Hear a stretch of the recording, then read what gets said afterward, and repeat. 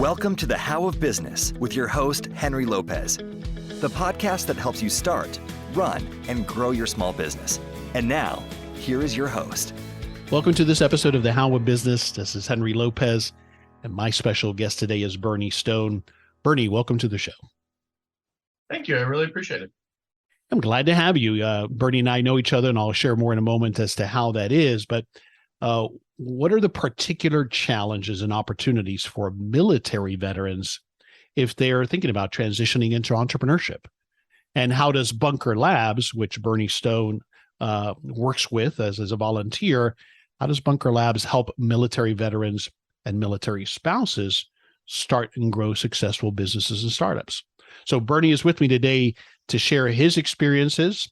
He's former military as well. So how did he make that transition, and how does he help others? What are the tips and insights that he has to offer for combat military veterans in particular in making that transition, not just them, but their spouses, that transition into the world of entrepreneurship?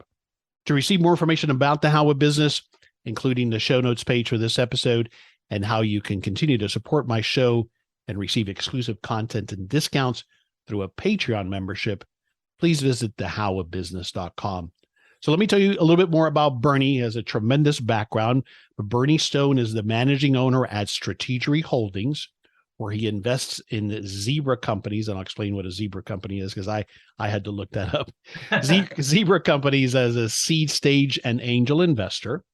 And he's also the founder and president of Strategic Scouts Consulting, where he leverages his incredibly diverse skills and experiences to solve clients' challenging problems and bring order to chaos, which is often what we have in small businesses. Yep. He's also the founding, as I mentioned, the founding city leader for Bunker Labs in Des Moines, Iowa, where he equips, mentors, and connects veterans and military spouses with resources to get them on the path to a successful business.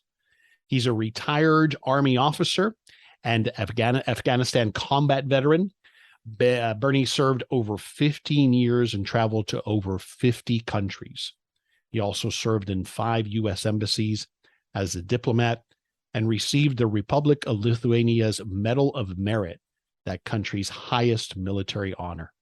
Bernie is a dedicated volunteer who plays an active role in several organizations, including FedTech, the Urbandale Chamber of Commerce.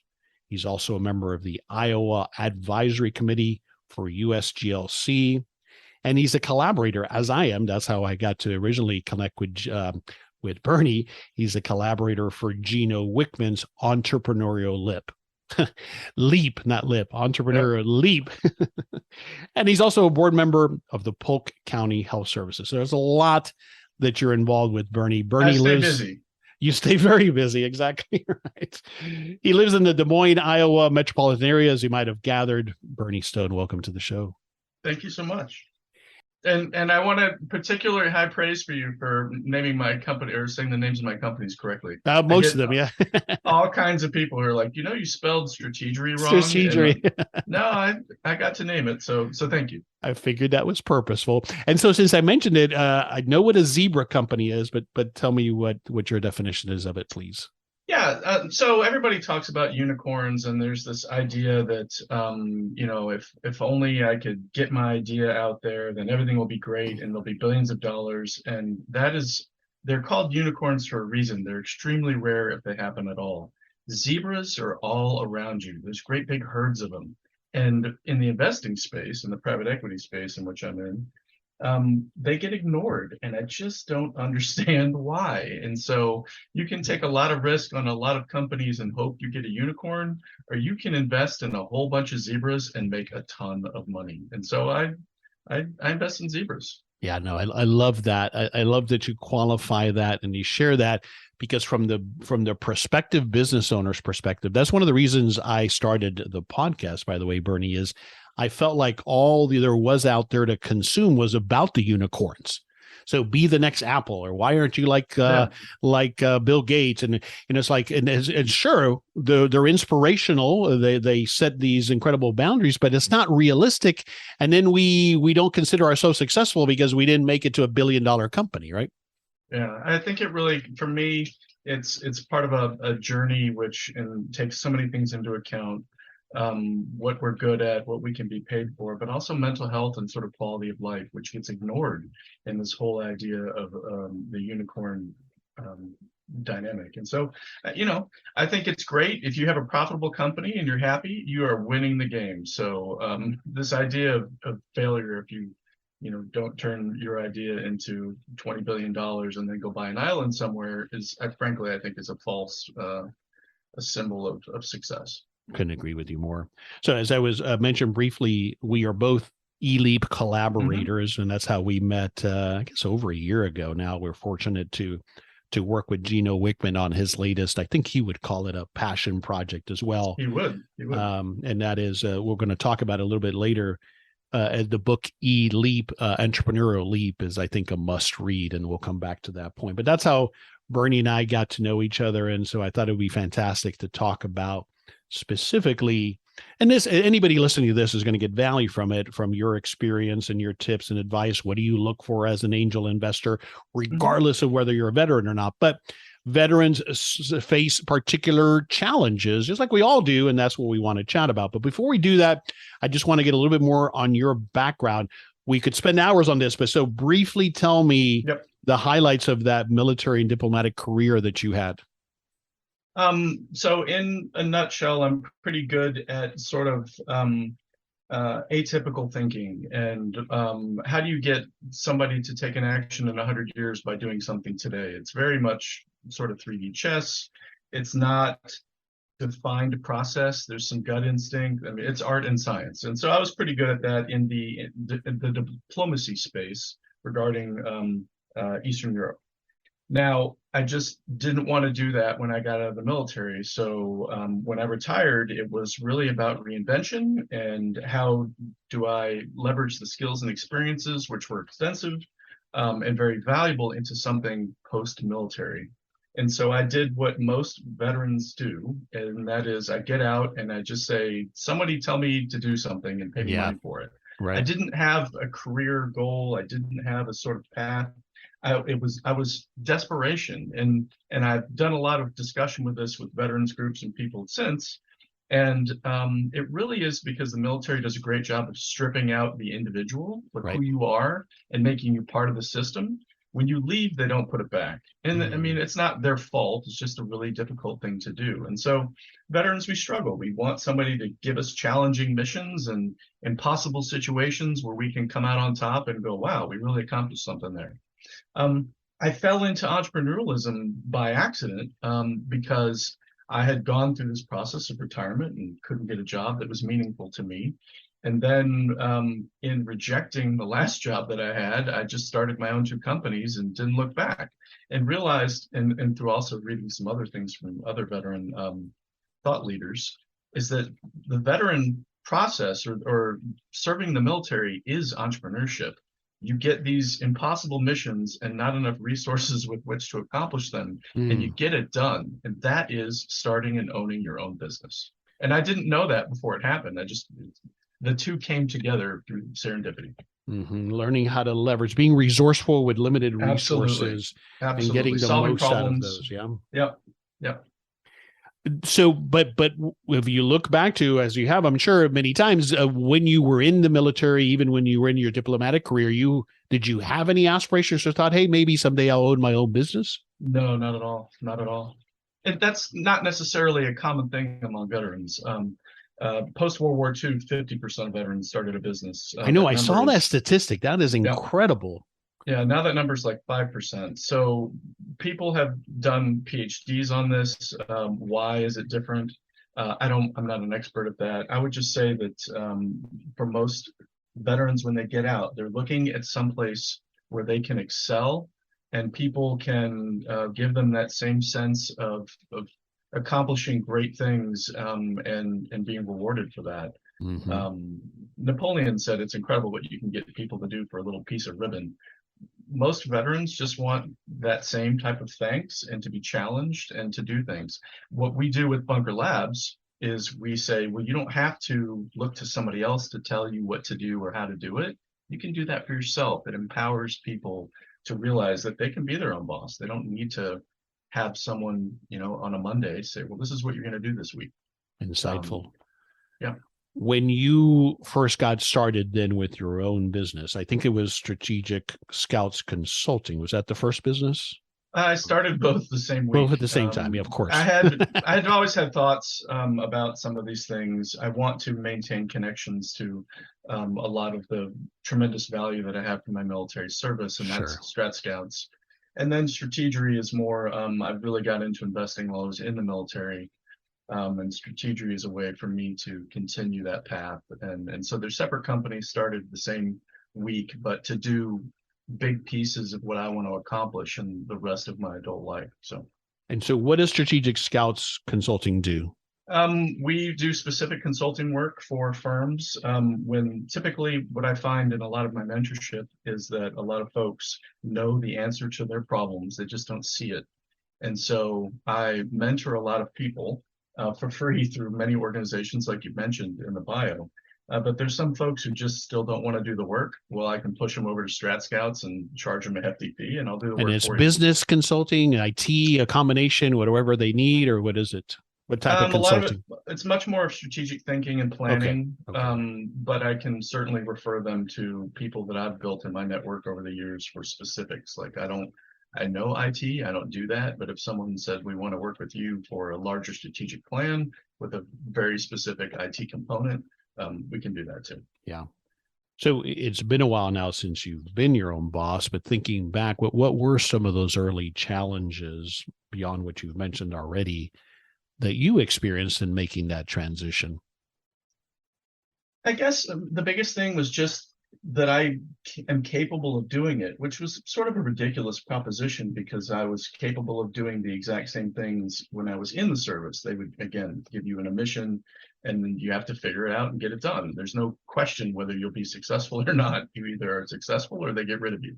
So just kind of seeing the light that why am I seeking, these other people to tell me what to do? But that was part of it. The other part was just then looking for resources to do it correctly, because again, I did an MBA program through the TIPI, University of Iowa's MBA, and one of the things that they talk about is the 80-24 rule.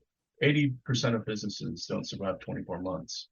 And I really got into the why, and that's for so many reasons. That's COVID, that's the birth of a child, that's I just really don't want to do this anymore and I want to move to Canada, like whatever those reasons are. Yeah. But then there's also a lot of I commingled my business and personal funds. My cash flow metrics are all messed up, and so I just can't, my business won't survive just the way and how I'm doing my business.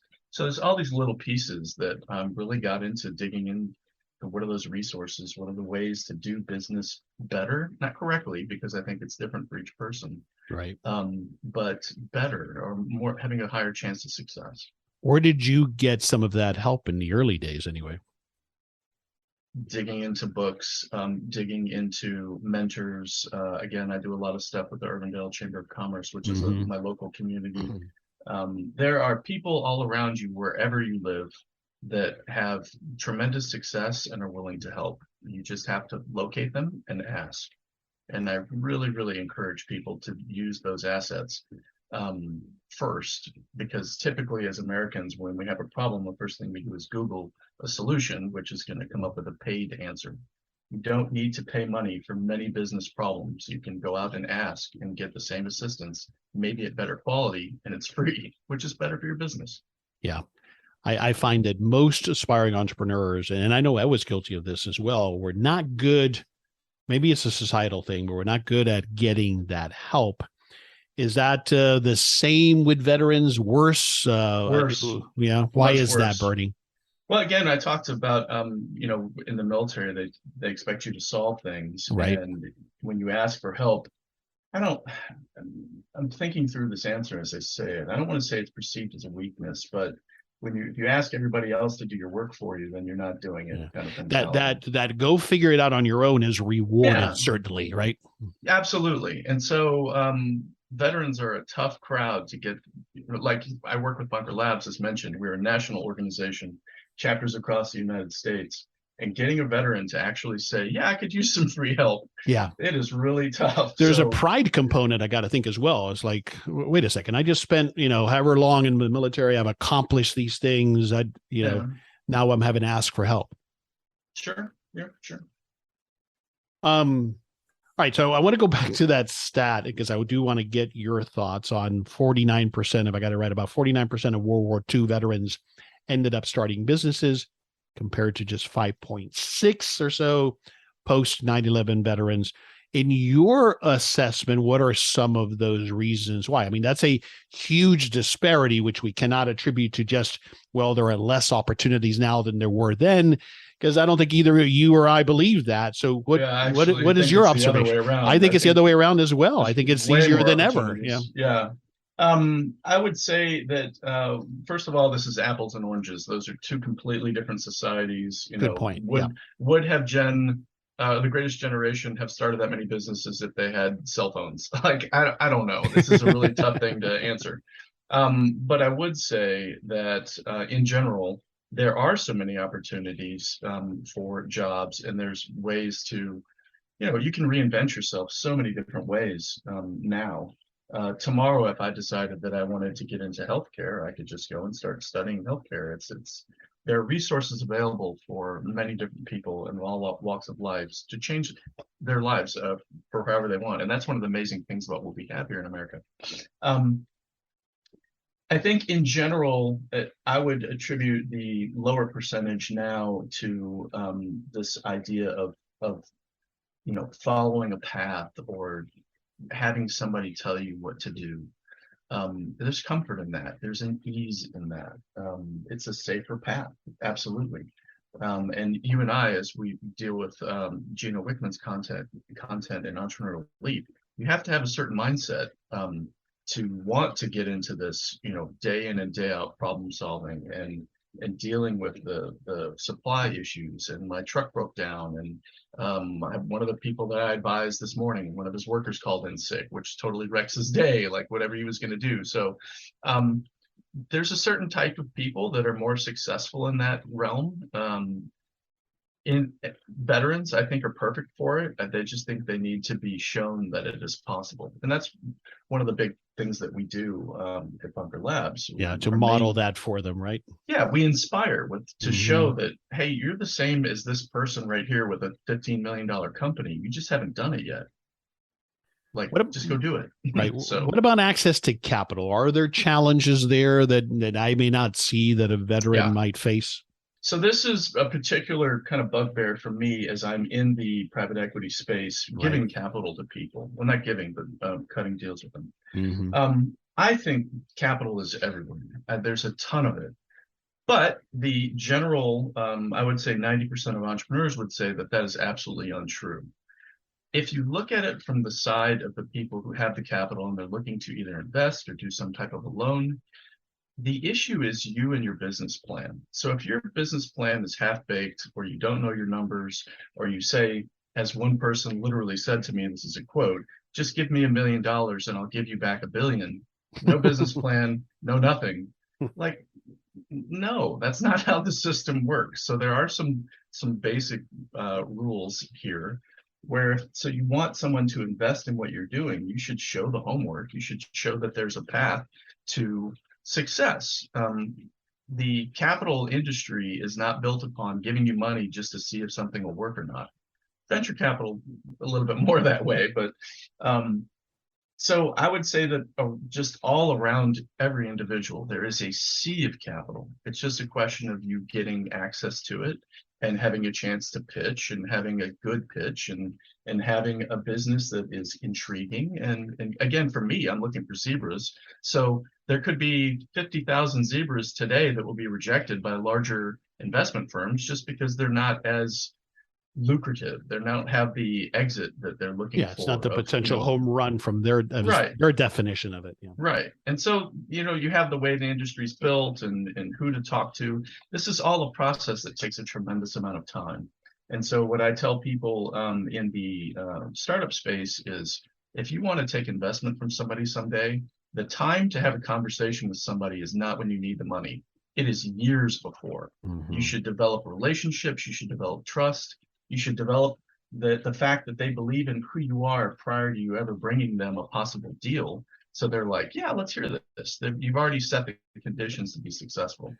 But so what is it? What is it race, about veterans in particular then that they might be frustrated or don't understand? Because I see that even people who are not veterans. But is there something in particular with veterans and what they experienced in their service that creates a problem with them understanding this process? I don't know. I don't necessarily agree with that, in that there's so many programs that are geared directly towards veterans. I mean, here I represent Bunker Labs, which we go out of our way to connect veterans to free resources and money. And at the end of this month in October, I will be at the Military Influencer Conference in Vegas, where they're having a pitch competition for $100,000. So there is possibilities out there. Yeah. What I would say is, again, going back to that mindset of just figuring it out on my own and not seeking help, you can't know about opportunities for capital if you're not out there looking and meeting people and networking and being open to that possibility. Yeah. If you're just nugging it out in your basement and you're going to make it work hell or high water, well, you're not giving yourself the opportunity to have some of these serendipitous meetings or relationships. One thing I do want to just make sure that I get in here, which is super important to me. The best way to raise money for any company is sales. It's not capital. It's not loans. It's not whatever. It's not somebody else coming to your rescue. The single best way to raise money for your company is great product, great process, and sales. You get to keep 100% of the profits, and you don't have to deal with anybody else's BS. And I'm in the industry, so like there may be times where you have to take on outside money, but the best way to do it is sell more product. So I think I understand that then, Bernie, as you're saying, start small if that's what you need to do, and then bootstrap over time by reinvesting your profits. Is that what I'm hearing you say there? I would suggest that is the best way to be part of the 20% that are successful companies. When you take on outside money, you take on outside problems. Now, is this a golden rule? Of course not, because there are no golden rules in business. I invested in a company that I thought had great metrics and a great business plan, and COVID came along and killed it. So you cannot plan for these things. But in terms of money, and we look for these shortcuts as a society. Well, if I could get the money, then I could get a better truck and I could do these other things. Yeah. Well, as a veteran, every state in the United States has a surplus property program, and veterans get first dibs on that. So, hey, veteran, did you go to your state and see if they have the truck that you need for free? Like, why do you need to go to a bank and get money to buy a brand new truck when you could have a truck with 5,000 miles on it that does the exact same thing for free? So, yeah, there's different ways of thinking about it and going about it. And that's one of the things that I try to do in both my mentoring and paid work, is giving people those options and the resources that can further them along towards their goals, without having to cash to swap hands. Going back to then also, you said you and your business plan. I think that, and this isn't specific just to veterans, but as we're talking about this group in particular, part of it is that lack of the financial side of things, whether it's in my opinion, if you don't have knowledge and control over your personal finances, it's going to be hard for you to apply it to a business. But that seems to be another area in particular for veterans where there's a knowledge gap. I would say with my work with SCORE and some other organizations that I wouldn't pin that on veterans. I think it's America in general. We built on the investing side that you can't be successful unless you go and give your money or your process to some professional that does this. I disagree with that. I certainly didn't do that. If you are interested in something and you want the benefits from it, learn. If you want to get into real estate investing, crack a book. You don't have to hand over your money to someone else so they can take a percent. Again, I don't think it's just veterans in this case. I think that's more of a societal issue. Yeah, I don't disagree with absolutely, you there. If you're having trouble paying your rent, worrying about your business, it becomes so much worse, right? If you're comfortable and you can do these things, you can take more risk. So that definitely will. I completely agree with you on that. Yeah. This is Henry Lopez with a brief break from this episode to share a special offer from our show sponsor, Double. Do you ever feel like there aren't enough hours in the day to accomplish everything you need to get done? I know I do. I received some great advice on this early in my business ownership journey, and that is to delegate as soon as possible to become more efficient and grow your small business. Are you at a point in your business where you're contemplating hiring an assistant? Perhaps you're worried about not needing someone full-time yet and having a tough time finding a part-time virtual assistant that isn't overseas? That's where Double comes in. Double helps business owners by matching them with a personal assistant and providing the necessary tools to efficiently delegate administrative tasks, allowing you to focus on what you do best, running your company. Accepting only 0.5% of applicants, Double's comprehensive vetting process ensures that your personal assistant knows what they're doing and can help you save at least 10 hours in just the first month alone. Go to withdouble.com today and get 50% off your first month when you sign up with Double using the code HOWBUS22. That's withdouble.com using the code HOWBUS22 and unlock 50% of your first month. And most importantly, get time back so you can focus on what matters most to you and your business. What else are some of those, before we get into finishing up on the skills that you do acquire? We've touched on some of them, but what other skills do you see that men and women come out of the military, come out of their service, and they need more help with? Bunker Labs offers a series of courses. So is there anything there that the data tells us on what's most popular or what people get the most value out of? I mentioned the financial, but what else do you think are skills areas that, generally speaking, military people need to often develop? So I would flip this slightly and say that the biggest thing for employers that I would suggest they do is challenge a veteran more. And so what we find in the mental health space is many veterans feel like they're undervalued or underemployed. They have a job and they're happy about it, and they just kind of are clocking it in all the time because they don't have these crazy, impossible things that the military asks them to do. We talk about the strategic corporal. There's a very young 20-something, early 20s individual somewhere on planet Earth today doing things that are just have such massive importance to the United States or our allies that the level of pressure, if you take a step back and look at it, is just crazy. And what they're doing, it matters so much. And then they get out of the military and they're still young. Maybe they're 26 or 27 now. And they go and get a job and people are like, well, you don't really have any skills or experiences and you haven't done anything. So we're going to put you in the office supply room. You make sure the copier is filled with paper. I mean, like, that is such a massive step down in the capabilities of these individuals who've done so many incredible things, whether it's saving lives or logistics or operational stuff, or just seeing an individual in a small village somewhere who could use some assistance and offering a kind word, which then changes the geopolitical outcome for entire regions of planet Earth. It's incredible. But we don't really see veterans that way. And I think part of this has to do with Hollywood and this fetishization of the all veterans are heroes. They're certainly not. Not all veterans are heroes. Some are actually, not good people at all. But that's society. That's not veterans. Right. That's not civilians. That's a reflection about who we are as a society. And so, sit down with these people and say, are we challenging you? What else could you think you could do? Are there things that we could do better? Maximize the value that you have this person in your organization. Think you'd be surprised and happily surprised about what you can do.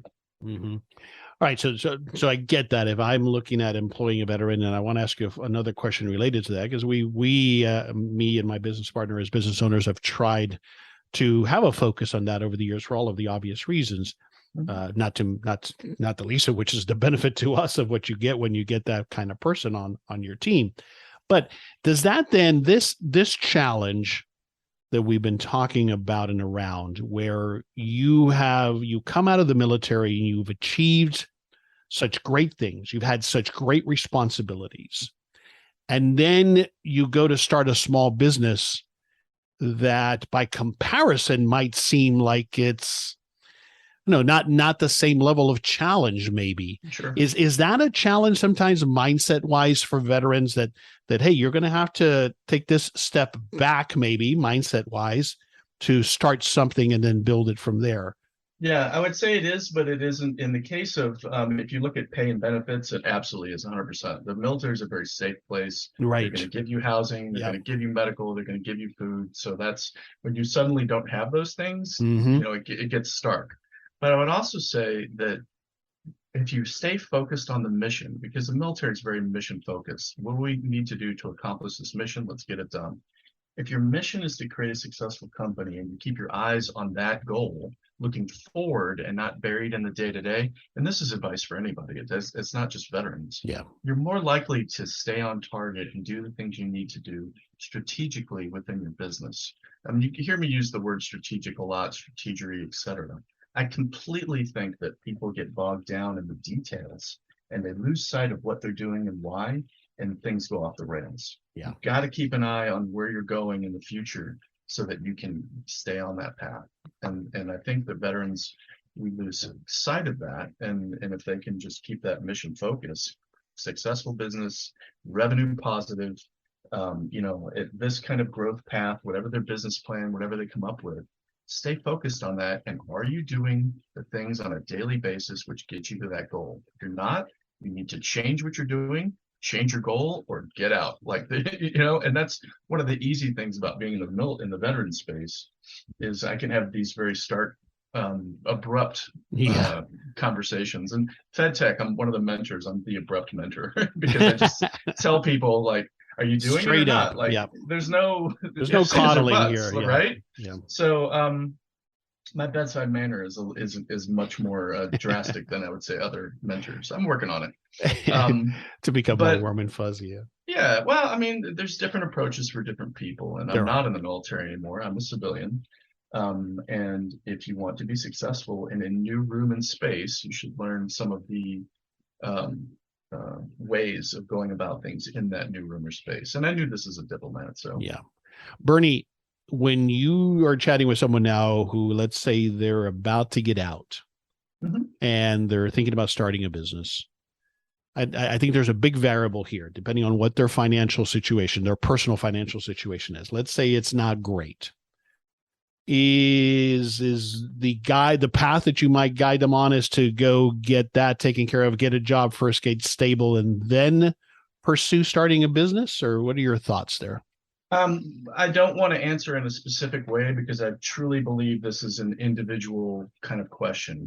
What kind of person are you? Do you thrive in more of a high pressure situation? Do you not? If you don't have an idea of where this month's bill money is coming from, would that make you collapse or thrive? So there's different types of people. The biggest thing that I would say is before you get out, have you really maximized all the resources that are available to you? A huge one is there's a program called Skill Bridge, where in your last few months in the military, you can actually go work for a civilian company. The US government pays your salary as if you were still in, but you're learning how to be a civilian and you're in a space which maybe you would get a job with them. So it's almost like an internship with industry and society. That is an amazing resource. But I think the biggest thing that I would recommend, and I do this for civilians and people who have not served as well, is when's the last time that you just sat down on your porch or in a quiet space and thought about what you want? And I just joked with a client that I worked through with the NASDAQ, pondering. Like, when's the last time you pondered how you're doing your business or what kind of business you would want to be in? What is the daily rhythm you would want your life to be? And then build your work post-military around that.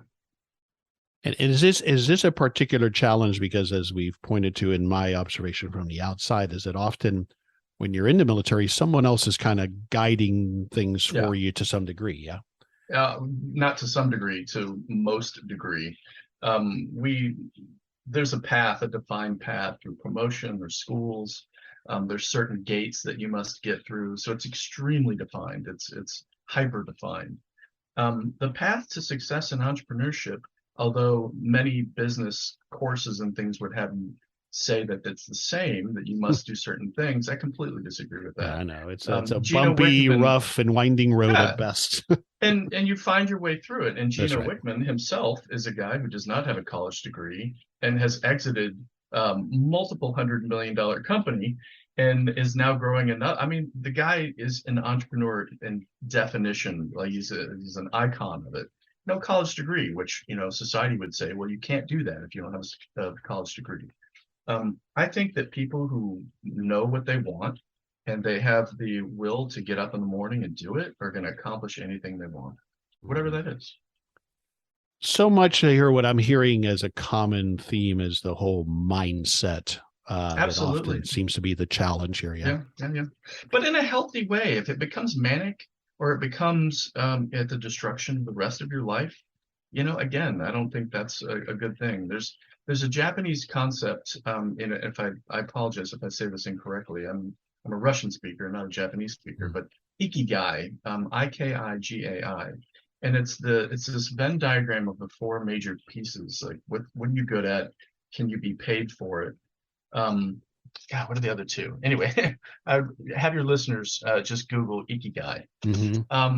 And if you can find that sweet spot in the center of this Venn diagram, that's what we're all looking for. Yeah, honestly.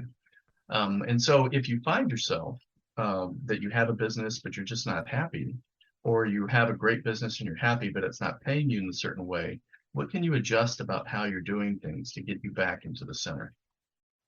All right. So if I'm a veteran listening and I've had an idea, been aspiring to maybe start my first business, I might be getting out, I might already be out. The question I had was, where do I start? If I've been following you correctly, and you're going to add to it here, I start by identifying and taking advantage of the resources that are there for me, either in the service, those resources you mentioned, one specific, I can't remember the name of it, or reaching out to an organization like Bunker Labs and getting help. That's what you would advise to someone to do first. Is that true? And that is absolutely true. That's your local chamber of commerce. That is veterans organizations. That's your church. That is educational opportunities. Just go ask. And you don't have to pay money to do this. You just have to ask for someone's time. You will be rejected. You will get some no's. You will be blown off and people won't answer your emails. That does not mean stop. That means go ask somebody else. So that is the number one thing, is the gathering of information and resources, because then you can decide what's best for you. And something that I counsel people on in my mentoring is it's always better to have options, whatever that thing is, to have some options and go, well, what's the best possibility for me to get where I want to go? That's great, but you have to cultivate those. You have to find them. You have to ask. All right, let me ask you one before we start to wrap it up here. I want to have one very tactical question, very specific question from an employer's perspective. As I mentioned, over the years, my partner, David Begin, and I have employed and made it a conscious effort to try to bring in ex-military because of all of the skills that they have. In particular, a business that he brought me into was the car wash business. And so operating a car wash is very operational. It's very mechanical, not to say that that's the only thing that military people can do, but it's very, you got to execute. It's like a manufacturing plant. So a lot of qualities there that apply. Not to mention, we were in Colorado Springs, where there's a lot of military people, right, for all the different bases that are there. So a lot of synergies. One of the challenges that we had a couple of different times with people that we did bring on was with how and when to fire someone if they're not working out. Sure. Let me tell you the way I perceived it, and you tell me what maybe I was missing, or if you think you have a perspective on it. It seemed to me like in the military, these people had people working for them, but it wasn't a hire fire situation. It was I'm going to coach you or counsel you or redirect you or reassign you or whatever. And so I had managers that I had hired who were ex-military who had they thought we were too abrupt with saying, well, they got to go. Have you seen that? Was that just a one-off experience, or is that a somewhat common challenge? It is not a one-off experience. But what I would say is that manager, I would high five them, because something that I see on the civilian side in a lot of companies is they don't have good mentorship and a feedback system. This is just a really good thing to do no matter what your line of business. Do your employees know what's expected of them? Or is there some type of a monitoring process so that you can stay on top of, whether that's a quarterly counseling or, a meeting? I don't know. It really that gets into the details. And again, I'm looking at these things from a much higher view. And then do you give them an opportunity? Hey, you really didn't do a good job on this project. Here's why. These were the expectations that were laid out to you. This is what you didn't do. This is the shot across the bow. Here's your warning. Like, fix it, or we're going to have to let you go. But as a leader, as an owner of a business or a CEO, did you train that person or provide the training? Did you give them the resources to be successful, or the bandwidth or space to go out and get the resources if you don't have them available? Or did you just drop something on them, have an expectation that isn't feasible, and now you want to fire them? So good leadership is about getting the most out of your people, but that doesn't mean like getting all the blood out of a turnip. Yeah. Well said. I think it speaks to that, where the disconnect, I think, is going to be amplified if you are that type of business owner where you don't care about implementing those types of systems or procedures or building a culture, and you're just churning through people. Okay, enough said of that. Thank you for the insights on that. All right, tell me the brief summary on what Bunker Labs offers. Bunker Labs is a organization, national nonprofit, that helps the military-connected communities start and grow their businesses. So that's veterans, that's spouses. We don't discern between the two. The veteran journey is very much the same as the veteran spouse journey. How it differs a little bit is that if we have money going out of the organization, so if we're paying for something, you have to be a veteran or military spouse. But here's the big problem where we try to engage in our communities is as soon as we say that, people go, well, I'm not a veteran or military spouse. It's not for me. I can't go. Stop. This is about entrepreneurial ecosystem. This is about knowing people and bringing value to your community and your entrepreneurial journey and to your businesses. You absolutely should engage with Bunker Labs events that are happening in your area so that you can grow your business as well. We, veterans and military spouses, need you there.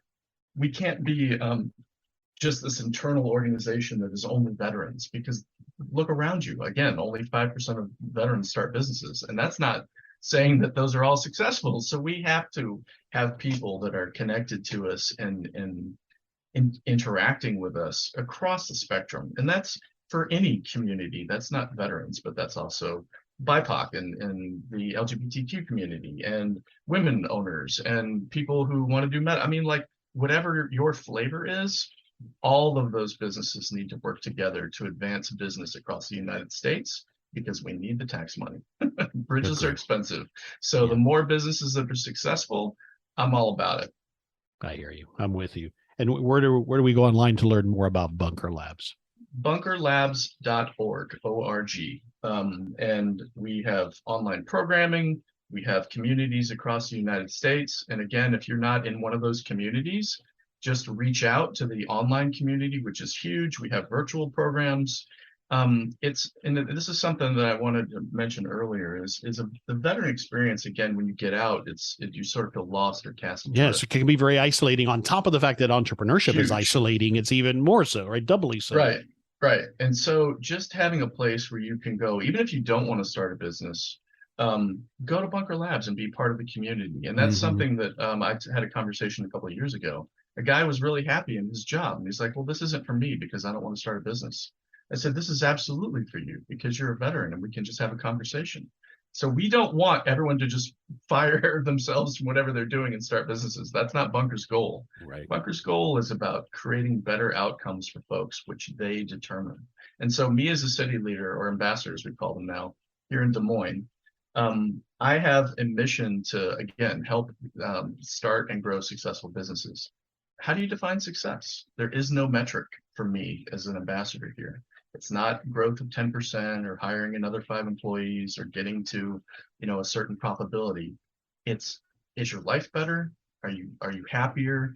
Do you feel more at ease? Is the stress lowered? These are the measures of success for us. Yeah. Impacting people, veterans, and others as well. Yeah.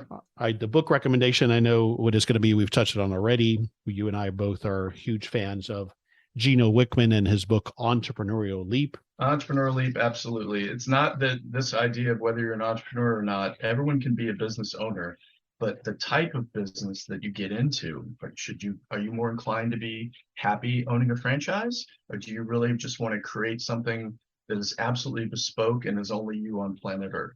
Those are two completely different business owners, both business owners, but what type of business the path you start down, this book will assist you in kind of figuring out what type of person you are. Highly recommended. I love how you explained that very succinctly, Bernie, and exactly the way that sometimes I struggle to explain it. So thanks for sharing your perspective on it. And that's exactly right. We do not all have to go. So I think it ties back, Bernie, to what we're talking about at the outset, that our goal doesn't have to be, I want to be the next Elon Musk. It's perfectly okay and much more likely that I'm going to have a local, very successful business that supports my lifestyle that most people will never hear about. 100%. One of the people that I have in my current cohort in Bunker Labs here in Des Moines, it's very important to him to support adoption. And so he's built that into his business, and I couldn't be more proud of him and him taking this. And the term ESG gets tossed around lately. It's sort of a taboo word now. ESG? ESG is environmental, social, and governance. Okay. Looking at business and measuring the success of a business, not just on profit alone, but on, what does the business do in a greater sense as part of the community? And he's built that into his business. And isn't that part of a broader definition of a zebra company as well?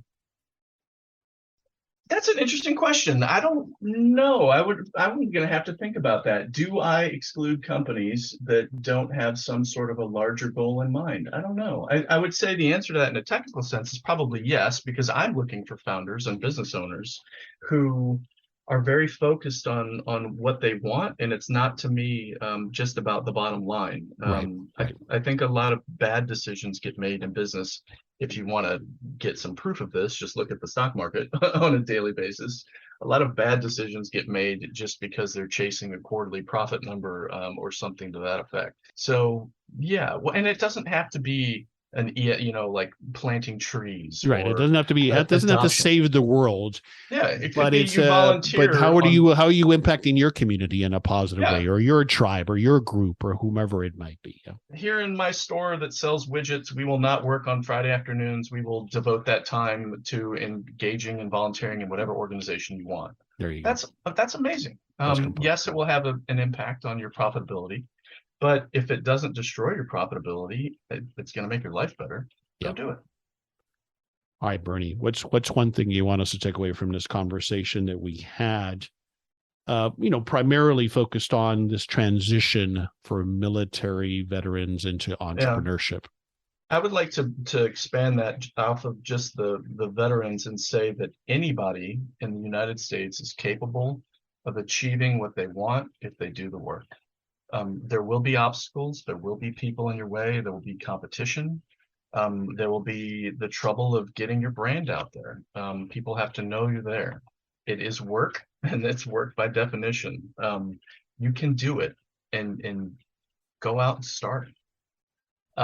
The other piece of that I would say is we all talk about starting businesses, but we don't talk about ending businesses. And this is my SCORE mentor hat.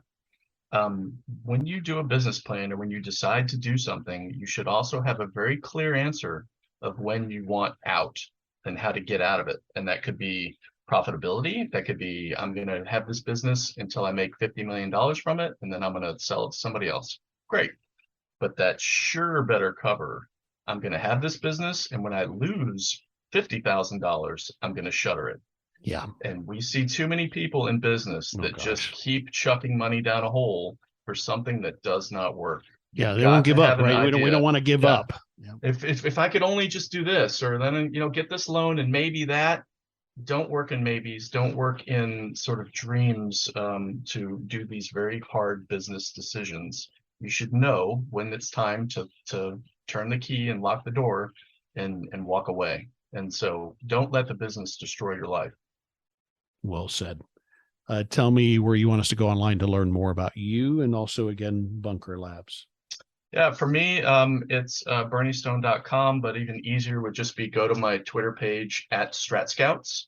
I do some investing tweets and some geopolitical stuff, and it's just, you're not going to get a whole bunch of posts on, me pondering about the world, but things that I find value in, I'll share there. And then, of course, bunkerlabs.org. Another great resource that is free for everyone is score.org. That is a government-run program. And then also SBDC. There's just so many programs. Here, let's boil it down to this.